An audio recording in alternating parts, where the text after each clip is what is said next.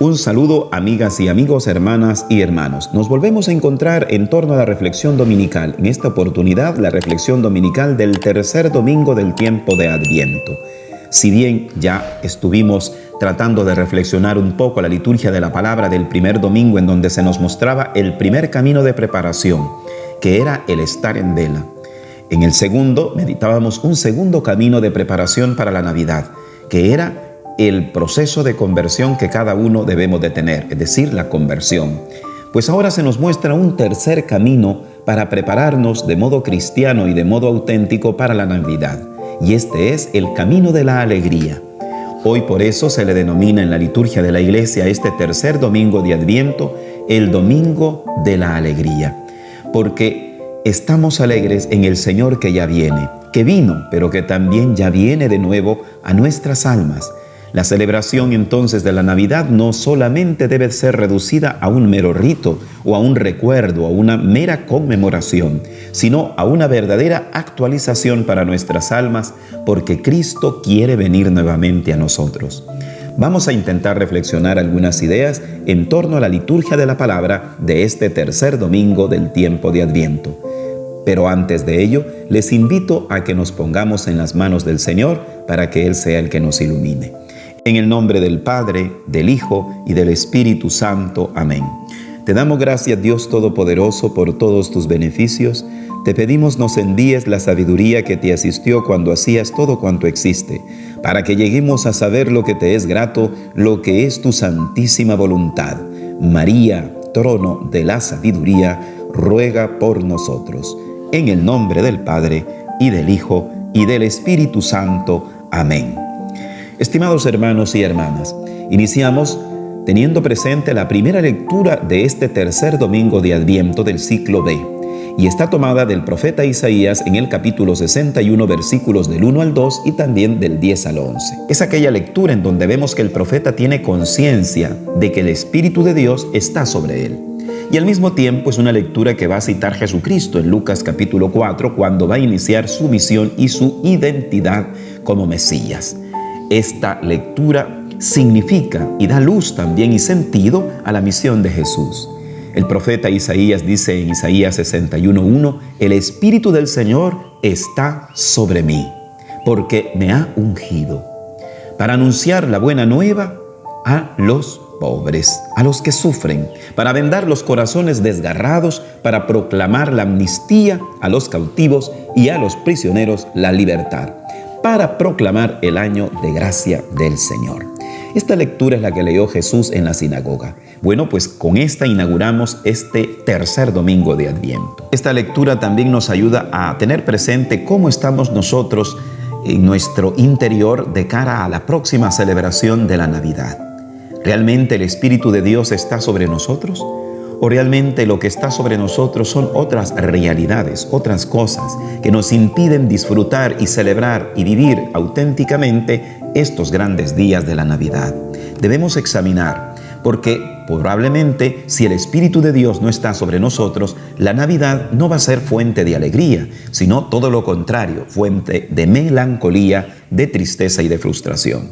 Por eso es necesario preguntarnos, ¿realmente el Espíritu de Dios está sobre mí o yo soy, con mis ideas, con mis apetitos desordenados a veces, con mis gustos, con mis cerrazones mentales y de corazón, el que estoy sobre el Espíritu Santo, sobre el Espíritu de Dios? El profeta afirma que el Espíritu de Dios está sobre él y no él sobre el Espíritu de Dios. El mundo en el que vivimos quiere que nosotros pongamos nuestro espíritu, el espíritu humano, sobre el Espíritu de Dios. De hecho, hoy se habla del espíritu de la Navidad, que en ocasiones muy poco tiene que ver con el espíritu cristiano auténticamente de Navidad. El espíritu de la Navidad, más que todo, es una cuestión meramente emocional, sentimental, que lo que busca solamente es el llenar vacíos de índole afectiva, pero que no nos lleva a ese encuentro personal con Dios.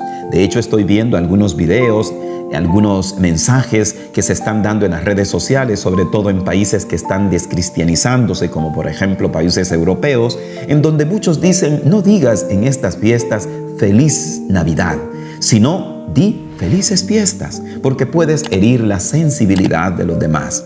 Y si bien es cierto, no hay que herir la sensibilidad de los demás, pero no podemos llamarle a estas fiestas de Navidad simplemente fiestas, porque son lo que son. Son las fiestas de Navidad, las fiestas en donde Cristo se ha encarnado.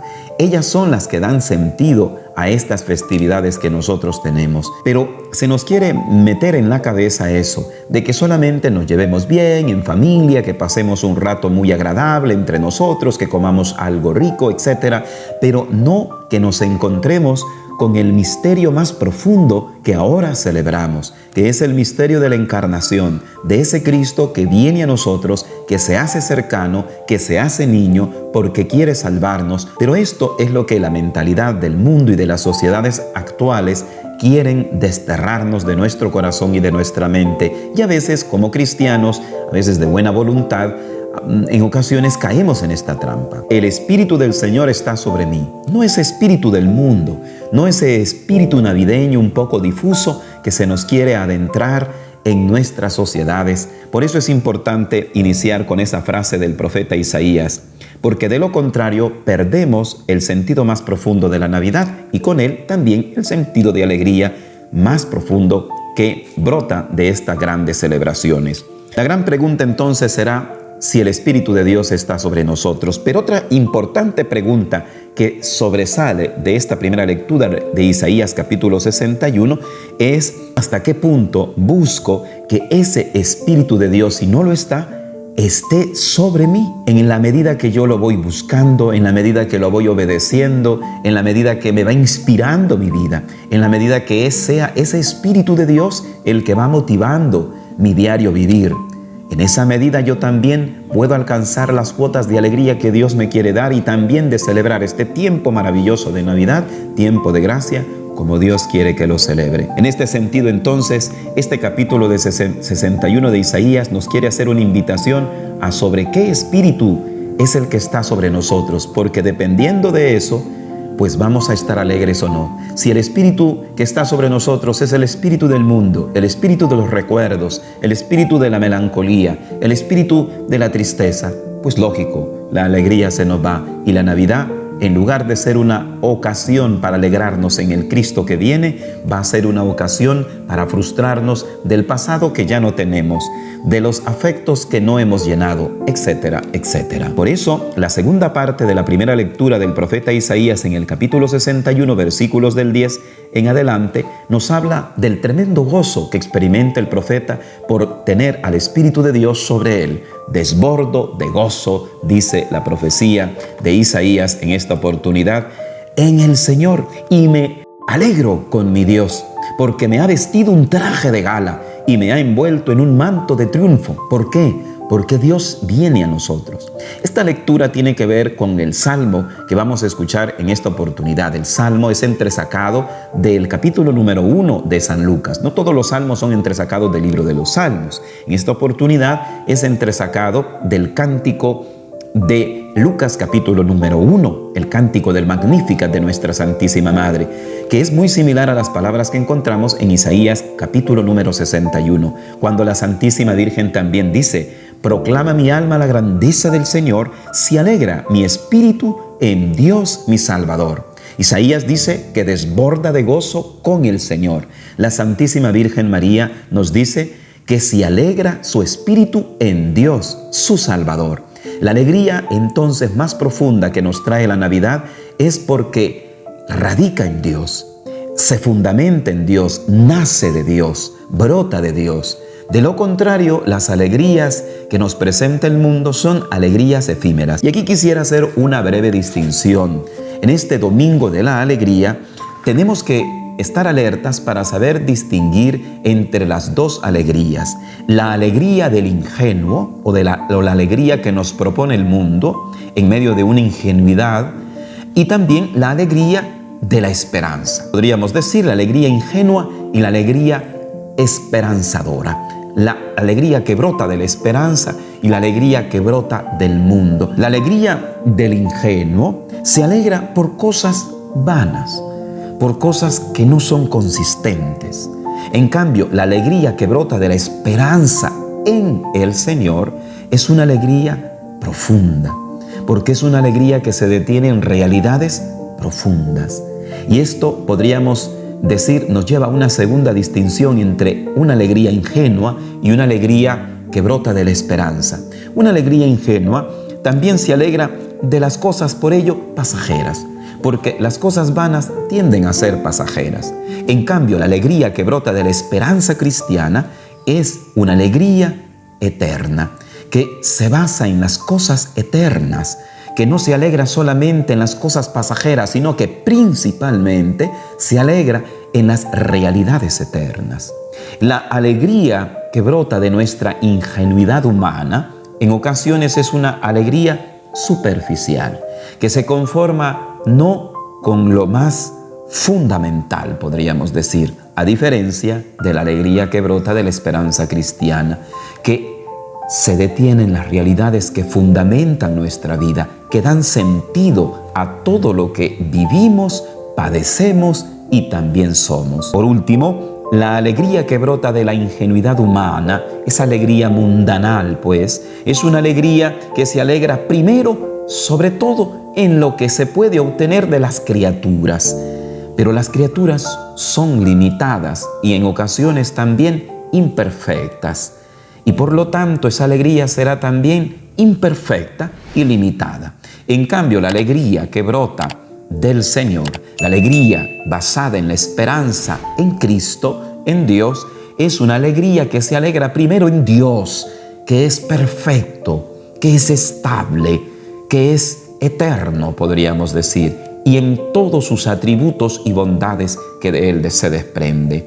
De modo pues que en esta alegría es que hoy se nos invita a caminar. Por eso la exhortación, pues, de esta primera lectura y del Salmo, y también incluso de la segunda lectura, tomada de la primera carta del apóstol San Pablo a los tesalonicenses en el capítulo 5, cuando dice: estén siempre alegres.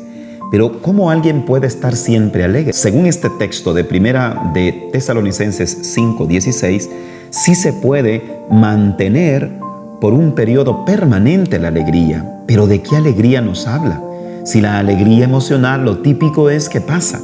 Si la alegría sentimental, lo típico es que pasa. Si la alegría de virtud, lo típico es que se puede perder o se puede desarrollar. Es que esta alegría de la que nos está hablando ahora el texto de primera Tesalonicenses capítulo 5 versículo 16 es la alegría que viene como don del Espíritu, que viene como fruto de la presencia del Espíritu. Por eso necesitamos, como hemos dicho, que el Espíritu del Señor esté sobre nosotros. De hecho, hemos iniciado nuestra reflexión con esa frase de Isaías 61:1, cuando el profeta dice que el Espíritu del Señor está sobre él. Para celebrar la Navidad, entonces, debemos ir cultivando y pidiendo esta alegría, de manera que la alegría que brota en el Señor y no en nosotros sea la que nos ayude a contemplar el misterio.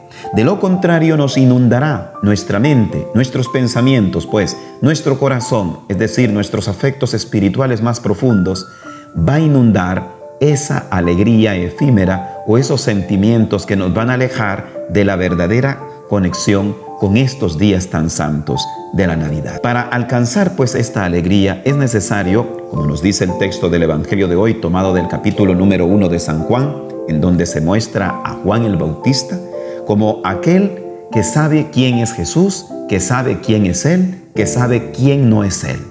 Bueno, pues esto también es un ejercicio práctico de índole espiritual que nos ayuda a conectar con esa verdadera alegría, porque muchas veces por eso es que nosotros perdemos la alegría del Espíritu, porque no sabemos quiénes somos, no sabemos lo que somos y no sabemos quién es Dios para nosotros. Y esto es lo que contemplamos en el texto del Evangelio de hoy. En el texto evangélico de este tercer domingo del tiempo de Adviento se lee el capítulo 1 de San Juan en sus versículos del 6 al 8 y del 19 al 28. Ahí son tres elementos en los cuales quisiéramos hoy detenernos en esta reflexión dominical. El primero, hemos dicho que San Juan el Bautista es presentado como aquel que sabe quién no es. Ante la pregunta que le hacen, o a las preguntas que le hacen, ¿eres tú el Mesías? Juan el Bautista responde: no lo soy. Ante la otra pregunta que le hacen, por ejemplo, ¿eres tú entonces Elías?, también dice: no lo soy. Con esto también hay que aclarar, es cierto que Juan el Bautista dice que no es Elías, y entonces podríamos decir, pero Jesús dijo que sí era Elías.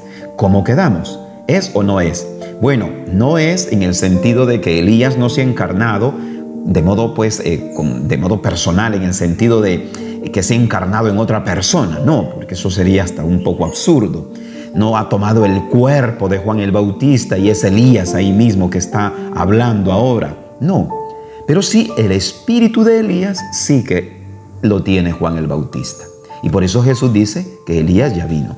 Pero Juan aclara: no, yo no soy Elías. Es decir, Elías era el profeta, pero sí, el espíritu de Elías sí está en él. Por eso es que Juan el Bautista también llegará a decir, con respecto a esto del espíritu de Elías, que él es la voz que clama en el desierto y que dice que preparen el camino del Señor, que era lo que iba a hacer Elías cuando viniera, es decir, el espíritu de Elías. Pues bien, pero lo que queremos remarcar es el hecho de que Juan el Bautista sabe quién no es. Sabe que no es el Mesías, sabe que no es Elías en persona, por eso evita frustrarse y evita amarguras. Muchos de nuestros problemas y de nuestra frustración y de nuestra falta de alegría es porque en ocasiones pensamos ser lo que no somos. Idealizamos nuestra vida, idealizamos nuestro ser, cuando en realidad no somos eso que nosotros pensamos o lo que los demás piensan que somos. Y por eso nos frustramos y perdemos la alegría y la paz. Por eso aprendemos de Juan el Bautista que una primera cuestión para ser testigo de la luz, porque San Juan así se presenta como testigo de la luz, pues bien, una primera cuestión es saber lo que uno no es. Pero San Juan el Bautista sabe quién es el Mesías. Esto es importante. Una segunda cuestión para ser testigo de la luz y para no perder la alegría interior es saber quién es Dios para nosotros, quién es Dios para la humanidad entera. Y esto sí que lo sabe Juan el Bautista.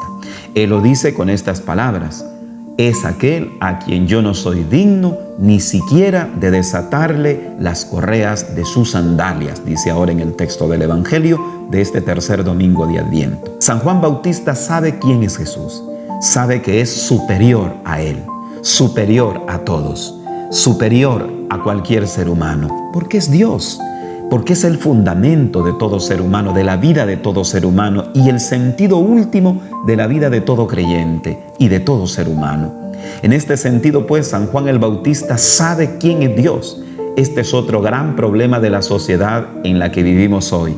Al despreciar a Dios, al olvidar a Dios, al negar a Dios, el ser humano, en el fondo, dice ser feliz, pero no lo es. En el fondo, dice estar alegre, libre, porque no tiene que obedecer, según el ser humano ateo, a ningún Dios, a ningún ser imaginario, dicen de modo burlesco, porque yo puedo elegir por mí mismo lo que yo quiero. Pero en el fondo ese hombre y esa mujer no es pleno. Y muchas de las situaciones de su vida nunca le va a encontrar sentido. De hecho, muchos filósofos por eso plantean de que ¿por qué tiene que tener sentido todo? La vida también tiene que tener cosas absurdas. Pero eso es lo más absurdo que se puede decir. Llegar a decir que es absurdo algo con tal de no aceptar el sentido más hondo que está en Dios es una de las grandes absurdeces de nuestro mundo de hoy. Pero por eso es importante el testimonio de Juan el Bautista, porque él sabe quién es Jesús, sabe quién es su fundamento, sabe para qué y para quién existe en este mundo. Y de esto segundo se desprende la tercera sabiduría, podríamos decir, que hace que Juan el Bautista sea testigo de la luz y sea también, ¿por qué no decirlo?, testigo de la alegría. Sabe quién es. Cuando una persona no sabe quién es, hay mucha tristeza, hay mucho rencor, hay mucha envidia, porque en el fondo no sabe valorarse a sí mismo, porque en el fondo no sabe entender y ver cuál es su gran valía. La persona que no sabe quién es, en el fondo también pierde la alegría y se convierte no en testigo de la luz, sino en anunciador de las tinieblas. San Juan el Bautista sabe quién es. San Juan el Bautista lo dice en el texto evangélico con estas palabras: hay uno que es más que yo. Yo los he bautizado con agua, pero Él los bautizará con fuego. Yo no soy quien para desatarle las sandalias, porque Él es superior. San Juan Bautista tiene plena conciencia quién es Él de cara a Dios, y por eso sabe valorarse a sí mismo, y por eso sabe estimarse a sí mismo como debe ser estimado. En este sentido también esto nos lleva a fundamentar y cultivar una alegría que brota en Dios y para Dios. En este sentido, pues, en este domingo tercero del tiempo de Adviento, se nos invita a cultivar este tercer camino de preparación, cultivar la alegría en Dios que debo de tener y no en primer lugar en mí.